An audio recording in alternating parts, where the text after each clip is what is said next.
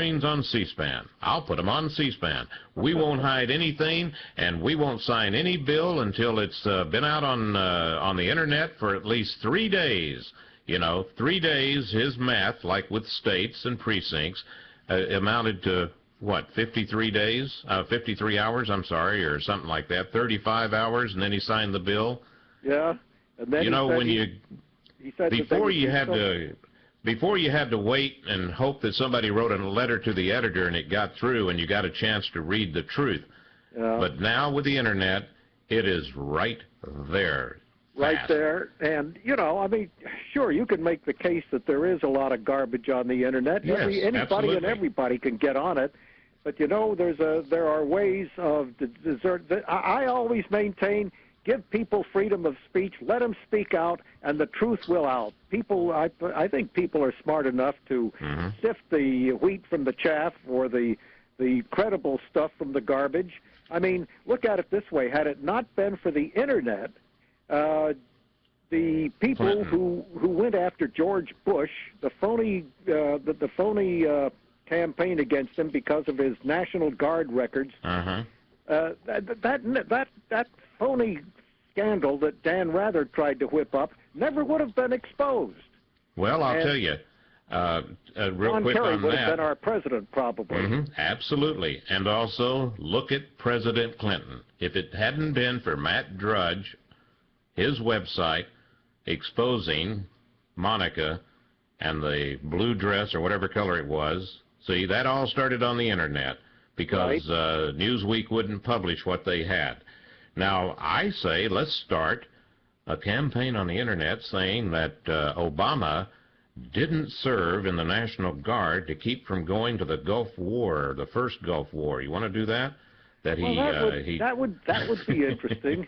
Of course. I'm going to go ahead. I see where you're having Jerry Corsi on, and I've talked to Jerry, and he is absolutely certain that there is something to this business about Obama's citizenship. Now, I ran a column right after Obama was elected saying, I don't know whether that's true or not, and until I do know, I'm not going to go there. But, you know, you have to hand Jerry, you've got to give him the credit. If he thinks he has, he's like a dog with a bone. If he thinks he's got something and the other people are acting fishy, and the Obama people are acting fishy about this citizenship thing, because they act so secretive about it, you know, you have to wonder if there's smoke there, where the fire is. Yeah, and this is when I bring Jerry on. One is about the oil spill, but the other is they found out that he's using a Social Security number that supposedly should be for the state of Connecticut, and they just want to know how come the numbers are confused there. Shouldn't they be Hawaiian numbers instead of Connecticut numbers? But we're going to talk about that Monday. Now, before I take a call, here's the thing I'm going to suggest, all right? If they're so worried about the fairness doctrine, I say let's create a radio network, Wes, that is strictly liberal, strictly for the left, and let's call it Air America. How about that? We'll call it Air America, and then they'll have nothing to complain about. You'll have your own network, Air America, and all of your supporters are going to listen to it, and it's going to be so successful, and all those sponsors that you chased off Glenn Beck and all the other conservative radio stations are going to get on there and spend their money, and it's become the most popular and successful network in the world, Air America. Oh, wait a minute. Yeah, they had it. It didn't work. Nobody listened. It went bankrupt. Yes. Point closed. You know, hey, Wes, I got a caller that wants to talk to you real quick before we get into this break, all right? Let's go to Diane. She's out there near San Diego, I believe. Hi, Diane. You're on with Wes Vernon. How are you doing there, Chuck and Paul and Mr. Vernon? How are you? Just fine, Diane. Good to talk to you. Good to talk to you, sir.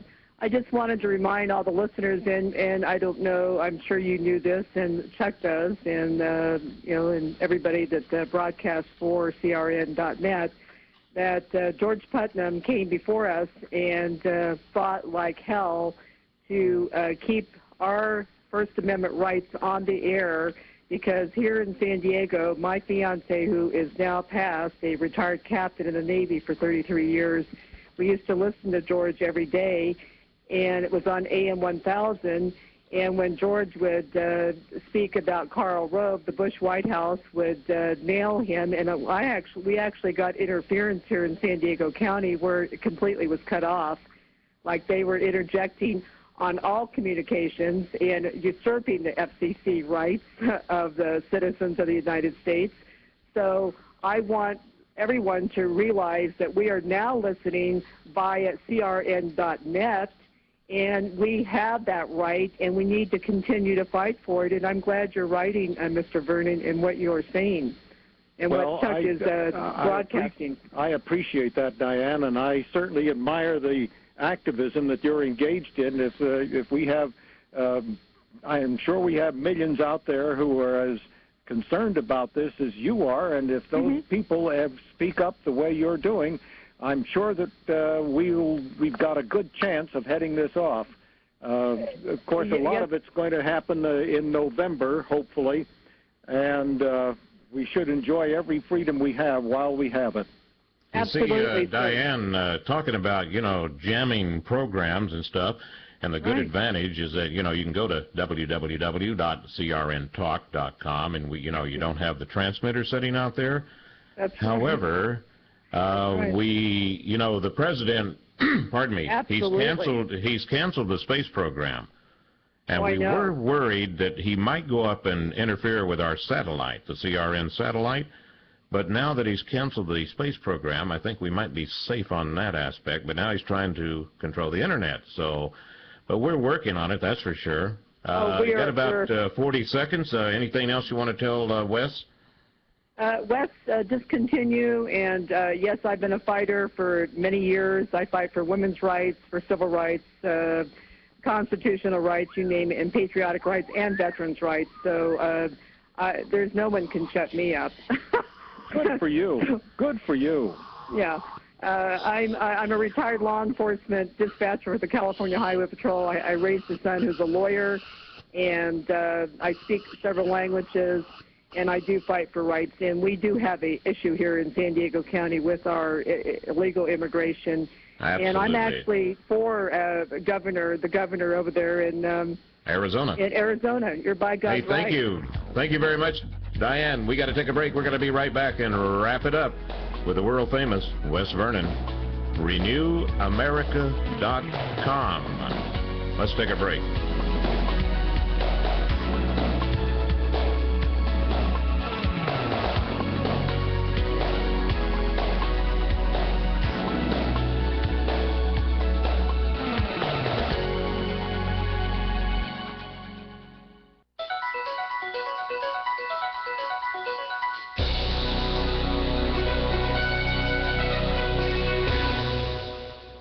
Do you want a wireless laptop, but your credit